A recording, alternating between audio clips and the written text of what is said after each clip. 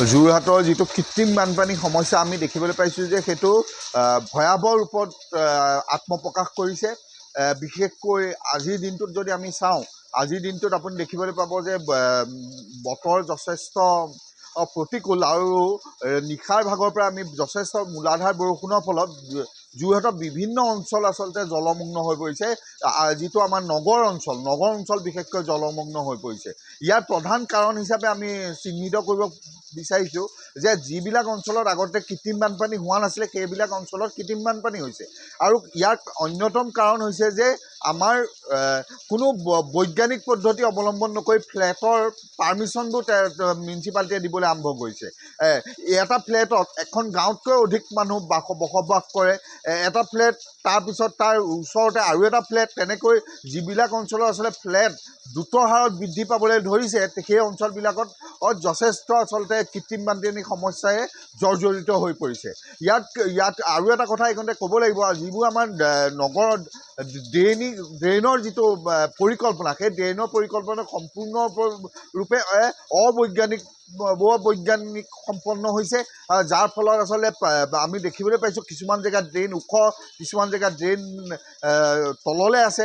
তেওঁলোকে এটা ছিষ্টেমত পানীখিনি বৈ যাব লাগে।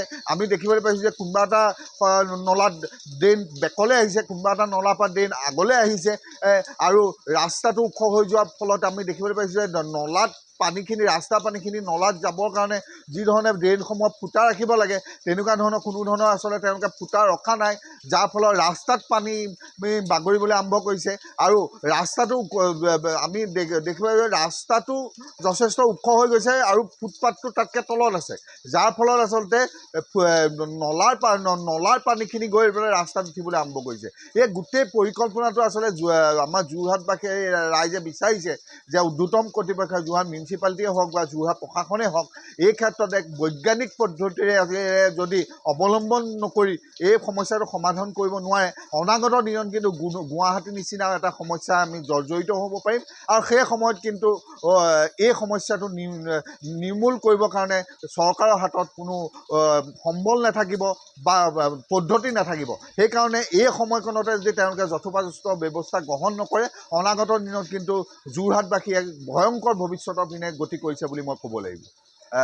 আমি দেখিবলৈ পাইছোঁ যে তৰুণ গগৈ ডাঙৰীয়াও এটা সময়ত কৈছিলে যে বানপানী আমাৰ অসমতে নহয় আমেৰিকাতো হয়, কিন্তু আমাৰ ইয়াত বানপানী আচলতে প্ৰাকৃতিকভাৱে যিখিনি বানপানী হয়, যেনে ব্ৰহ্মপুত্ৰ নদী বা তাৰ যিখিনি উপনৈসমূহ বাঢ়ি অহাৰ ফলত কিছুমান মাথাউৰি ভাঙি পেলাই বানপানীৰ সৃষ্টি হয়। কিন্তু এতিয়া আমাৰ যোৰহাটৰ যিটো বানপানী হৈছে এইটো আচলতে মানুহে কৰা বানপানী। ইয়াত আচলতে চৰকাৰৰ দুখ আছে, কাৰণ চৰকাৰে পদ্ধতিগতভাৱে নলা নিৰ্মাণ কৰিব পৰা নাই, পদ্ধতিগতভাৱে আচলতে তেওঁলোকে ফ্লেট নিৰ্মাণৰ যিটো পাৰ্মিশ্যন দিব লাগে তেনেধৰণে পাৰ্মিশ্যন দিয়া নাই।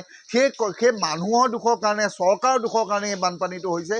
প্ৰাকৃতিকভাৱে কিছুমান জেগাত অত্যাধিক পানী অহাৰ ফলত যদি মাথাউৰি ভাঙি পেলাই পানীৰ সৃষ্টি হৈছে, বানপানীৰ সৃষ্টি হৈছে, তাতো চৰকাৰৰ দুখ থাকিলেও কিন্তু সেই দুখটো আমি অলপ হ'লেও তেওঁলোকক ক্ষমা কৰি দিব পাৰোঁ। কিন্তু বৰ্তমান যিটো হৈছে, কাৰণ কোটি কোটি টকা খৰচা কৰি যোৰহাট উন্নয়নৰ নামত ড্ৰেইন বনোৱা হৈছে, সেই কোটি কোটি টকা এজাক বৰষুণতে শ্ৰাদ্ধ পাতি দিয়া হয়, সেইবোৰ আমাৰ ৰাইজৰ পইচা। সেইকাৰণে এই ক্ষেত্ৰত আচলতে চৰকাৰ বা বিভাগীয় কৰ্তৃপক্ষ সম্পূৰ্ণৰূপে দায়ী। যিকোনো খবৰৰ বাবে যোগাযোগ কৰক আমাৰ এই নম্বৰত 9181 307 221।